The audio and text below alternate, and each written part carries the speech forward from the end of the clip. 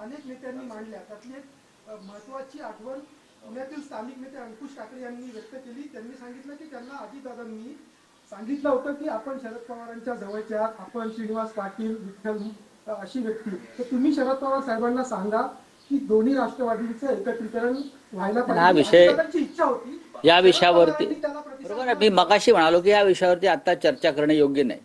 आत्ता याला काही काळ जावा लागेल. या अनेक विषयात माझ्याकडे सुद्धा माहिती आहे आणि मी याच्यावरती भाष्य केलेलं आहे. यापूर्वी माननीय शरद पवार साहेबांशी सुद्धा किंवा सुप्रियाताईंशी याच्यावरती आमची अनेकदा चर्चा झालेली आहे.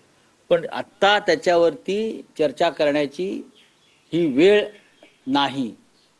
वेळ द्यावा लागेल, थांबावं लागेल. राजकारण कोणासाठी थांबत नाही हे जर खरं असलं तरी झालेला आघात हा असह्य आहे. तुम्ही म्हणालात की दोन मागण्या केल्या, त्यातली एक मागणी तुम्ही अपघाताच्या चौकशीची सांगितली, दुसरी मागणी की अजितदादा पवार यांना भारतीय जनता पक्षाकडून, नेत्यांकडून, सगळ्यात ते सर्वपक्षीय सर्वमान्य नेते होते, श्रद्धांजली वाहिली जाते. अजित पवारांना श्रद्धांजली वाहण्यासाठी पान जाहिराती दिल्या एका दुसऱ्या पक्षानं, सरकारनं नाही तर भाजपनं. हे कौतुकास्पद आहे की आपल्या एका आघाडीतल्या सहकार्यासाठी अशा प्रकारे श्रद्धांजली वाहणं महाराष्ट्रभरात हे कौतुकास्पद आहे.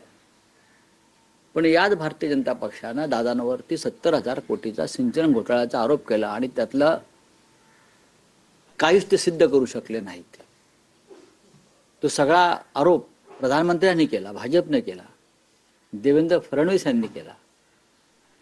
माझी अशी विनंती आहे, मी मागणी म्हणतो, माझी विनंती आहे, दादांवर जर खरोखर आपलं प्रेम असेल भाजपचं, जे आपण जाहिराती दिल्यात, तर दादांवरील जे आरोप आपण भाजपने केले, प्रधानमंत्र्यांनी केले, ते आरोप तुम्ही मागे घ्या.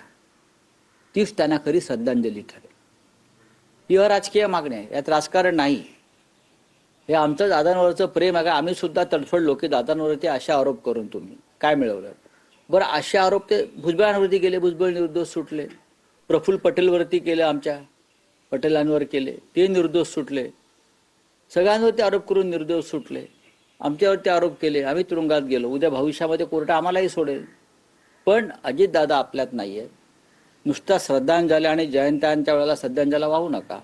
त्यांच्यावर जे तुम्ही आरोप केले होते 70,000 कोटी, खळबळजनक आरोप प्रधानमंत्र्यांनी केला, देवेंद्रजींनी केला, ते आरोप तुम्ही आता विनाअट मागे घेतले पाहिजेत की आरोप खोटे होते. तीच अजितदादांना खरी श्रद्धांजली ठरेल. यात मी काही चुकीचं बोलत नाही. यात राजकारण नाही. कसलं कोर्ट बिर्ट, कुठली केस आहे कोर्टामध्ये? कुठली केस आहे कोर्टामध्ये सांगा ना. मागे घ्या, सरकारने टाकली असेल ना. आरोपच खोटा आहे. त्यांच्यावरचे आरोप खोटे असल्यामुळेच तुम्ही त्यांना मिनिस्ट्रीमध्ये, कॅबिनेटमध्ये घेतलं ना.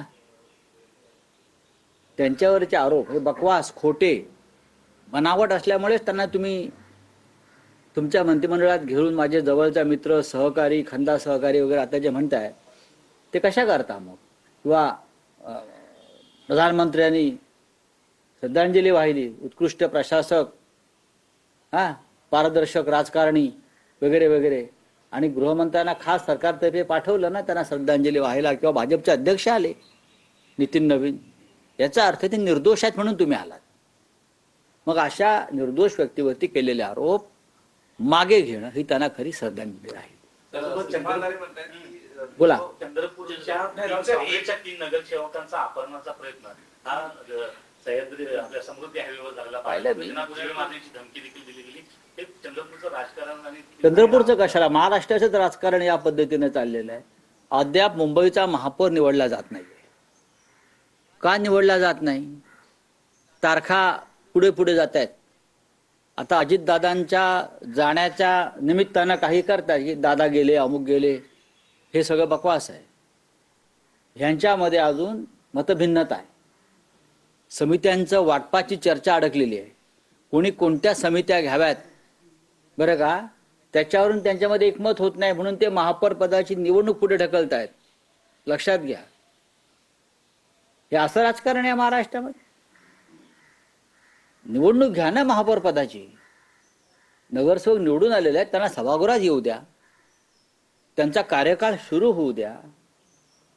पण तुम्ही अजूनही थांबलेला आहात, कारण भाजपा आणि शिंदे गटामध्ये महापालिकेतले सत्तेचं वाटप हे अडकून पडलेलं आहे. मुखपत्र सामनामध्ये जी बातमी आहे ज्यात असं म्हटलं आहे की या विधिमंडळ अर्थसंकल्पीय अधिवेशनात नवा कायदा आणण्याच्या हालचाली सुरू आहेत, ज्यात विरोधी पक्षनेतेपदासाठी आमदारांची संख्या निश्चित केली जाईल. बघा, हे शिवसेनेला किंवा विरोधी पक्षांना विरोधी पक्षनेतेपद मिळू नये यासाठी चाललेले डावपेच आहे. अत्यंत घृणास्पद असं एक कृत्य आहे. ही विरोधकांना विरोधी पक्षनेतेपद, ज्याला कॅबिनेट दर्जा असतो, विधान परिषदेत सुद्धा मिळू द्यायचं नाही आणि विधानसभेत मिळू, याला हलकटपणा म्हणतात. आणि या हलकटपणामध्ये जे सामील झालेले आहेत ते महाराष्ट्राची बदनामी करतायत लोकशाहीच्या दृष्टीनं.